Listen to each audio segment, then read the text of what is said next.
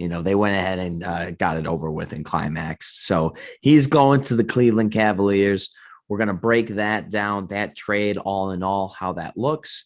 We're also going to talk about the report today that Ben Simmons is not going to report to 76ers training camp, and that it's not about the money. It's about pride. It's about respect. It's about being a damn young socialite wanting to be in California. God damn it. It's Ben Simmons, baby. And we're also going to talk about the old man retirement home we have going on in LA, as Rajon Rondo and DeAndre Jordan apparently are joining that. So right now, let's start back at that Cleveland, Portland, Chicago three-way deal. What are your first reaction and thoughts to that, Dalton? I thought it was actually a pretty good trade all the way around. I think all parties got what they wanted out of it. Specifically, I think Cavs by far won this trade. They got, I mean, they've needed offense so long, especially with their two centers, with one of them not a shooter at all, and the other one a questionable, needs growth, kind of a project shooter. I think he brings in a lot of offense they need, and hopefully Evan Mobley can change the defense, and that's what they struggle. I mean, they were halfway in between offense for their regular season. So, I mean, they could obviously get better there, but their defense was awful. He doesn't help on that end, but I do think he's a solid piece. It's good. Really interested what lineups they're going to roll out, though. That's what intrigues me the most. Yeah, very interesting to see, especially if Kevin Love plays it all for them next season. I don't think he is. I think I mean I've already seen things about them working out a buyout, but this guy's making like 60, 70 million over the next 2 years. Yeah, he said he's not willing to cut it down either. So I don't think that buyout's coming anytime soon. Like that guy's got to figure it out. Like pick one. Like you're not gonna if they're gonna make you they're gonna make you play if you're not gonna take a cut. Like why would you? If the Cavaliers, why would you be like, yeah, we'll give you your full salary just so you can walk away? Then he just shows up out of shape and then he rehabs and he just never actually plays. That's what Kevin Love wants to do. Yeah, I mean, and he's not even a good veteran. He's not even helping out this young core. Like we saw the frustration and the toxic environment he was pushing on all the young Cavs, and the way he was playing, tossing, chucking balls at players, screaming at people. Like Kevin Love is the Joe Flacco of the NBA. For anyone that knows the NFL, he's Joe Flacco is a guy who was really good, flash in the pan, got them to a championship, and they won. Not necessarily because of him, but he did have a great postseason, similar to a Kevin Love who had some great years early on, and then he fell off a cliff after getting paid. And even in his later years has been a terrible chemistry. And you would think just because he's a great player who became an older vet that he'd be a good guy to lean on, Kevin Love and Joe Flacco. But neither of them have any interest in mentoring their young guys. Kevin Love is a joke, but they do have some really exciting young players on this squad now, especially in the big men. And I agree that Cleveland probably won this trade. They kind of gave Lauri a lot of money, but we'll get to that in a sec. But in terms of just the player they're adding, a lot of shooting, which they need. And defensively, he's going to be worse than Larry Nance. And they're losing a hometown guy in Larry. But I think that these guys in Cleveland, they're going to grow to enjoy someone who can space the floor and get a pass out to a guy cutting down, hopefully. I'm hoping that a new situation for Lauri is going to cause him to maybe be more cooperative and a better teammate. I don't know. Wishful thinking on my end, I suppose. Well, I think he's excited to be on a new team with the Cavs. In reference to his contract, I think it's a stretch, but I think it's certainly a tradable contract. I think the average around the years, it's ascending in 17, 18, 19 million, I think, in 3 years plus 3-year. I don't have the contract up in front of me, but it's 4 years, 67 mil. 67. Yeah, so it's And about that. yeah, and the last year I think is guaranteed like about 75% of it. Okay.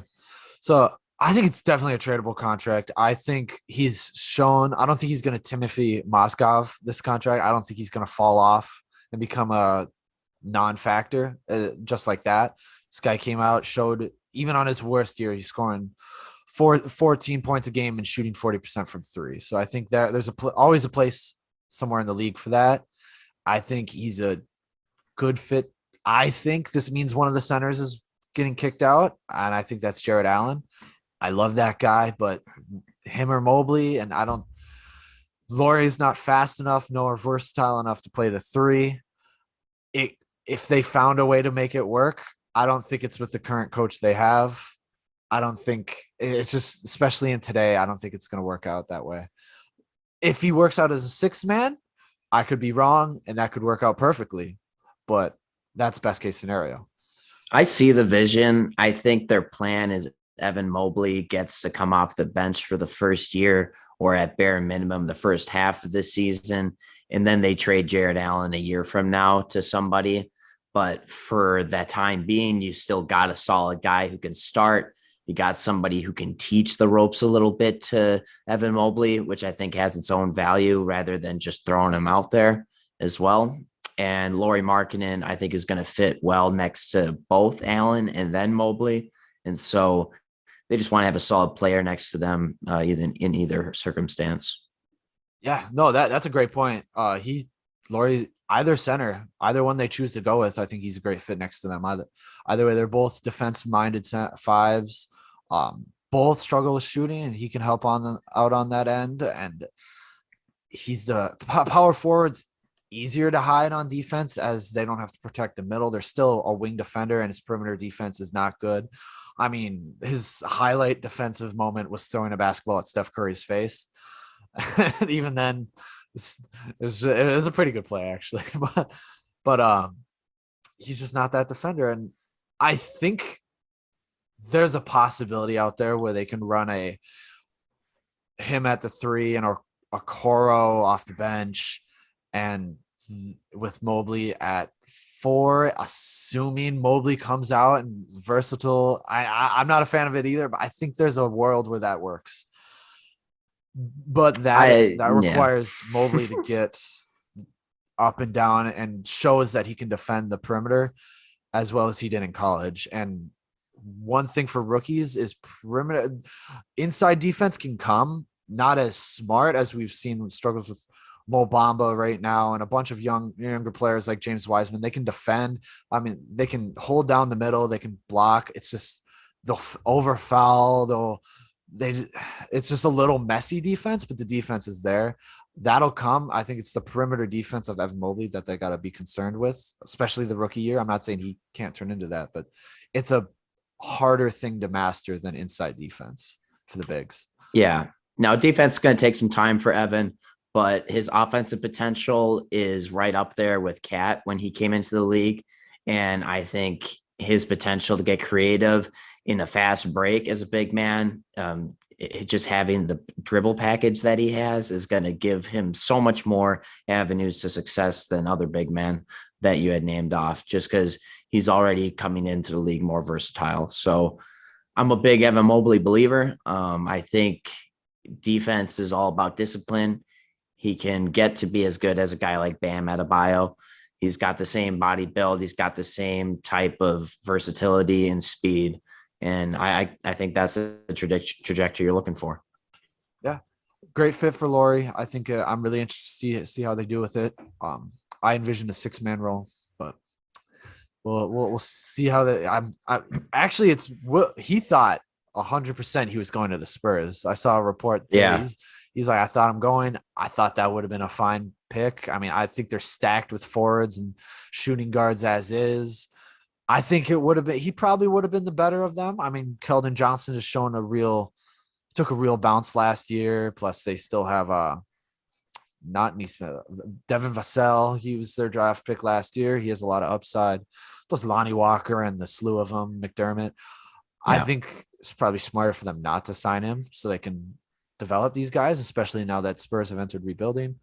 But I thought he would have done well on the Spurs. I think Yeah. I think would it have would fit have been fine. an interesting fit. I think maybe they just balked at the price and the contract that he ended up getting. I think if you ask yourself, well, would you rather have Lauri at 4 years, 67 million, or Thad Young for 1 year, 14 million, plus Doug McDermott for 3 years, 39 million, plus they signed someone else too. I can't remember. They signed someone else kind of weird, but I think it was another 2 year deal. So it's kind of, would you rather give the longer money to a riskier guy at a younger age, or would you rather give it to these, veterans who don't have necessarily a higher ceiling, but maybe the Spurs don't view Lauri as having that high of a ceiling either.